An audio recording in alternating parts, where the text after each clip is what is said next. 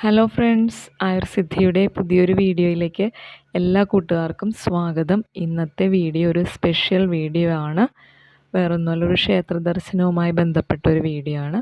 അപ്പോൾ എല്ലാ കൂട്ടുകാരിലേക്കും ഒന്ന് ഷെയർ ചെയ്യാമെന്ന് വെച്ചു. അതായത് ഈ ക്ഷേത്രം സ്ഥിതി ചെയ്യുന്നത് തിരുവനന്തപുരം ജില്ലയിലാണ് കേട്ടോ. എരുത്താവൂർ ശ്രീ ബാലസുബ്രഹ്മണ്യ സ്വാമി ക്ഷേത്രമാണിത്. ഏകദേശം തിരുവനന്തപുരത്ത് നിന്ന് 14 കിലോമീറ്റർ ദൂരെ യാത്ര ചെയ്താൽ ഈ ക്ഷേത്രത്തിലെത്താം. അപ്പോൾ നമ്മൾ കുറച്ച് കാലങ്ങളായിട്ട് ആഗ്രഹിക്കുന്നുണ്ട് ഇനി തിരുവനന്തപുരം പോകുന്ന സമയത്ത് ഈ ഒരു ക്ഷേത്രത്തിൽ പോയി ദർശനം നടത്തണം എന്നുള്ളത്. അപ്പോൾ അങ്ങനെ ഈ ക്ഷേത്രത്തിലേക്ക് കയറുന്നതിനായിട്ട് ഒരുപാട് പടികളുണ്ട്.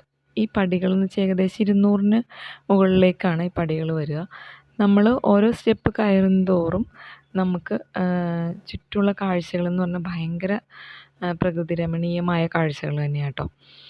അതായത് തമിഴ്നാടിൻ്റെ ഭാഗമാണെന്ന് തോന്നുന്നു ചുറ്റുമുള്ള കുറച്ച് സ്ഥലങ്ങളൊക്കെ. പിന്നെ അതുപോലെ തന്നെ ഒരു പ്രകൃതിയോട് ഇണങ്ങി കാണുന്ന കുറച്ച് കാര്യങ്ങൾ, പാറകൾ, ചെറിയ ചെറിയ മരങ്ങൾ, ഇതൊക്കെ ഒരു ഭയങ്കര മനസ്സിന് തന്നെ ഒരു സന്തോഷം നൽകുന്ന കാഴ്ചകളൊക്കെയാണ്.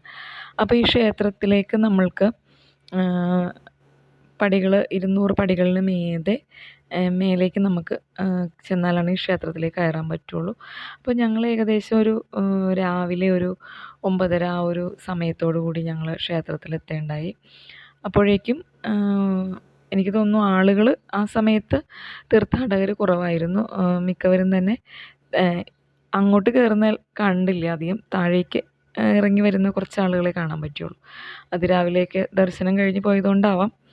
അപ്പോൾ അങ്ങനെ നമ്മൾ പകുതിയോളമൊക്കെ ആയി നടന്നിട്ട്, ഇപ്പോൾ പകുതിയോളം ആയിട്ടുണ്ട്. അപ്പോൾ ഈ കുറച്ച് ആളുകളൊക്കെ താഴേക്ക് ഇറങ്ങി വരുന്നുണ്ടായിരുന്നു കേട്ടോ ക്ഷേത്ര ദർശനം കഴിഞ്ഞിട്ട്. അപ്പോൾ കുട്ടികൾക്ക് ബാലമുരുകൻ്റെ അനുഗ്രഹം, സുബ്രഹ്മണ്യ സ്വാമിയുടെ ആ അനുഗ്രഹം പല കാര്യത്തിലും, അരിഷ്ടതകൾ, പഠനത്തിലുള്ള ബുദ്ധിമുട്ടുകൾ, ഇതൊക്കെ നീക്കിയിട്ട് ഒരുപാട് ഗുണങ്ങളൊക്കെ പ്രദാനം ചെയ്യുന്ന ഒരു ബാലസുബ്രഹ്മണ്യ സ്വാമിയാണ് ഇവിടെ കുടികൊള്ളുന്നത്. അതോടൊപ്പം തന്നെ ഇവിടെ ഈ തലമുണ്ഡനം ചെയ്യാനുള്ള വഴിപാടിനും ഈ ഒരു ക്ഷേത്രം പ്രശസ്തമാണെന്നാണ് കേൾക്കുന്നത്. അപ്പോൾ ഞങ്ങൾ ചെന്ന സമയത്ത് ഏകദേശം രാവിലത്തെ പൂജയ്ക്ക് ക്ഷേത്രം അടക്കുന്നതിന് മുമ്പായിട്ട് ഉള്ള ഒരു പൂജ നടക്കുന്ന സമയമായിരുന്നു. അപ്പോൾ അതുകൊണ്ട് തന്നെ ഒരു അല്പസമയം നമ്മൾക്ക് അവിടെ നിൽക്കേണ്ട വന്നു. പിന്നെ ഇത് ഒരു കുളമൊക്കെയാണ്, അത് ക്ഷേത്രത്തിന് താഴെയായിട്ടാണ് ആ കുളം കാണുന്നത്. അങ്ങനെ ഈ ക്ഷേത്രത്തിൻ്റെ ഏറ്റവും ടോപ്പിൽ നമ്മളെത്തി. അപ്പോൾ ഞങ്ങൾ മെല്ലെ മുകളിലേക്ക് കയറി. അപ്പോൾ അവിടെ ചെന്നപ്പോൾ ക്ഷേത്രം ഇതുപോലെ പൂജയ്ക്ക് അടച്ചേക്കുമായിരുന്നു കേട്ടോ. പിന്നെ ചുറ്റുമുള്ള കുറച്ച് കാഴ്ചകളൊക്കെ വീണ്ടും വീഡിയോയിലേക്ക് പകർത്തി. നല്ല ഭംഗിയുള്ള ഒരു സ്ഥലമാണ് കേട്ടോ. ഇങ്ങനെയൊരു ക്ഷേത്രം നമ്മൾ പോയേക്കുന്ന എല്ലാവരും തന്നെ പഴനിയിലായിരിക്കാം. പിന്നെ അതുകൂടാതെ കേരളത്തിൻ്റെ പല ഭാഗങ്ങളിൽ ഇങ്ങനത്തെ ക്ഷേത്രങ്ങളുണ്ട്, നമ്മൾ പല വീഡിയോസൊക്കെ കണ്ടിട്ടുണ്ട്. പക്ഷെ പോകാൻ പറ്റിയിട്ടില്ല. ഓരോ ക്ഷേത്രങ്ങളൊക്കെ ഒന്ന് പോകണം എന്ന് തന്നെയാണ് ആഗ്രഹവും.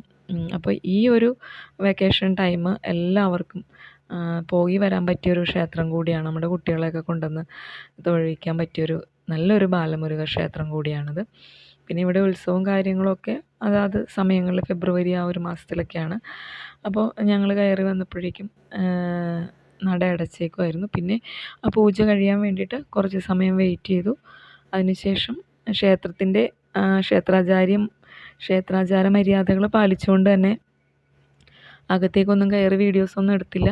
ചുറ്റുമുള്ള കാഴ്ചകളും മറ്റുമൊക്കെ ആയിട്ട് എടുത്തു. വളരെ മനോഹരമായ കാഴ്ചകളൊക്കെ അങ്ങനെ കണ്ടു. കുട്ടികൾക്കൊക്കെ വലിയ സന്തോഷമായി യാത്രകൾ.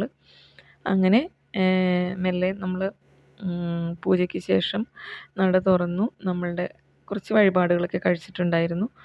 അപ്പോൾ അതിൻ്റെ പ്രസാദവും കാര്യങ്ങളൊക്കെ വാങ്ങിയിട്ട് താഴേക്ക് ഇറങ്ങി. വളരെ മനോഹരമായിട്ടുള്ള ഒരു സ്ഥലം തന്നെയാണ് കേട്ടോ. അപ്പോൾ വീഡിയോ എല്ലാവർക്കും ഇഷ്ടപ്പെട്ടിട്ടുണ്ടെങ്കിൽ ലൈക്ക് ചെയ്യുക, കമൻറ്റ് ചെയ്യുക. അതോടൊപ്പം മാക്സിമം എല്ലാവരും പോകാനും ശ്രമിക്കുക. താങ്ക്